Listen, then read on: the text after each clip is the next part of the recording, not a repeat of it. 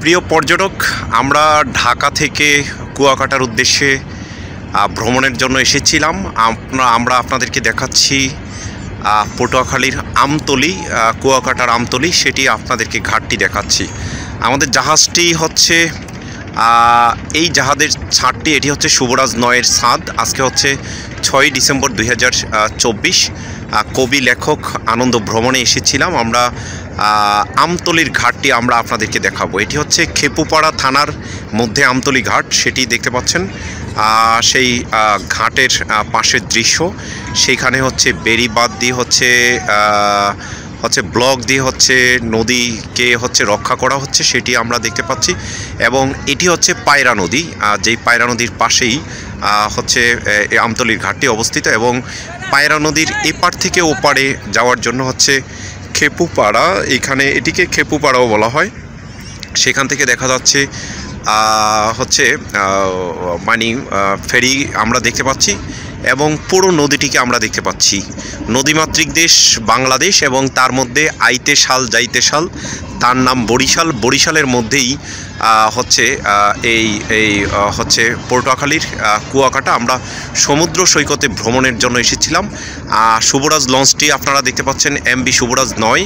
আমরা সেই শুভরাজ লঞ্চের ছাদে রয়েছি এবং নিচে দেখতে পাচ্ছেন বিভিন্ন হচ্ছে সেই খেপুপাড়ার আমতলী ঘাট, সেখানে এসেছিলাম। সেখানে বিভিন্ন কবি লেখক তারা বের হচ্ছেন এবং হচ্ছে আমরা পুরো লঞ্চের ছাদে রয়েছি। ছাদ থেকে আমরা দেখাচ্ছি এবং যেই কুয়াকাটা যাব সেই পাশটিও আমরা আপনাদেরকে দেখাচ্ছি।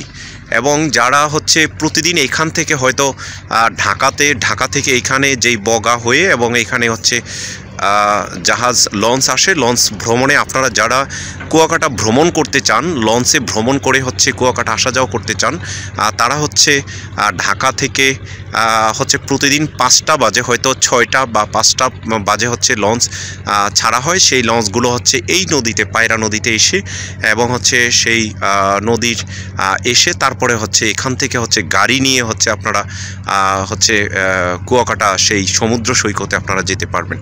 তো আমরা সেই খেপুপাড়ার যে ঘাট, এখানে কয়েকটি পল্টন রয়েছে, সেটি আমরা আপনাদেরকে দেখাচ্ছি। এবং আরেকটি মজার বিষয়, এখানে হচ্ছে একটি তাঁবু রয়েছে। এই তাঁবুর মাধ্যমে হচ্ছে যারা হচ্ছে ভ্রমণ করতে এসেছেন এই তাঁবুতে, সেই তাঁবুতে ভ্রমণ করার, এবং সেইখানে দেখেছি যে এখানে বেড রয়েছে এবং হচ্ছে থাকার মতো জায়গা রয়েছে। এবং হচ্ছে তাঁবুতে আজকে ছিল, এখানে 2জন ছিল দেখা যায় হয়তো, সেটি দেখা যাচ্ছে। তা এই ভ্রমণে তাঁবু নিয়ে ভ্রমণ করা, ঘুমানো, এটির মজা মনে হয় আলাদা।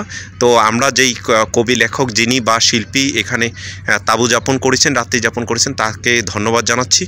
এবং পাশাপাশি শুভরাজ লঞ্চের এবং এই ছাদে রয়েছে। আমরা বলেছিলাম লঞ্চ মানে হচ্ছে একটি খেলার মাঠের মতো সেটি, এবং হচ্ছে সেভাবে এখানে যারা এসেছেন তারা ছবি তুলছেন এবং ভিডিও করছেন, সেটি আমরা দেখতে পাচ্ছি। এবং যে খেপুপাড়া ঘাট, সেই ঘাটটিও আমরা দেখাচ্ছি আপনাদেরকে। এখানে নদী বন্দরের পাশে সুন্দর যেই হচ্ছে একটি ভবন দেখা যাচ্ছে। এবং এখানে দেখেছি অনেক রাখাইনদের মানে আদিবাসীদের এখানে বাসস্থান এবং হচ্ছে তাদের বিভিন্ন কৃষ্টি এবং হচ্ছে মূর্তি এবং বিভিন্ন কিছু দেখা যাচ্ছে। মোটামুটি একটি সুন্দর শহর সেটি দেখা যাচ্ছে। এবং ছোট ছোট ডিঙ্গি নৌকা সেগুলোও দেখা যাচ্ছে। এবং হচ্ছে এখান থেকেই প্রতিদিন হয়তো খেপুপাড়া হচ্ছে ঢাকা থেকে এখানে হচ্ছে লঞ্চ যাতায়াত করে সেই খেপুপাড়ার ঘাটে। তো আপনারা যারা আমাদের travelpost24.com যে ফেসবুক পেজ এবং ইউটিউব চ্যানেল রয়েছে, লাইক, শেয়ার, কমেন্টস করবেন, সাবস্ক্রাইব করবেন।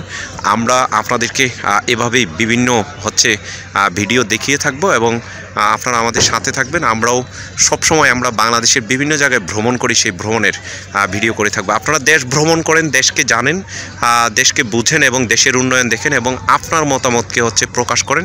সেই মতামত প্রকাশের মাধ্যমে এবং আপনার যেই করণীয় যেই কাজগুলো আপনার লিডারশিপের মাধ্যমে বাংলাদেশ এগিয়ে যাবে। সকলকে অসংখ্য ধন্যবাদ। শুভ সকাল বাংলাদেশ, শুভ সকাল পটুয়াখালী কুয়াকাটা ভ্রমণের সকল কবি লেখক এবং শিল্পীদের। ধন্যবাদ সকলকে।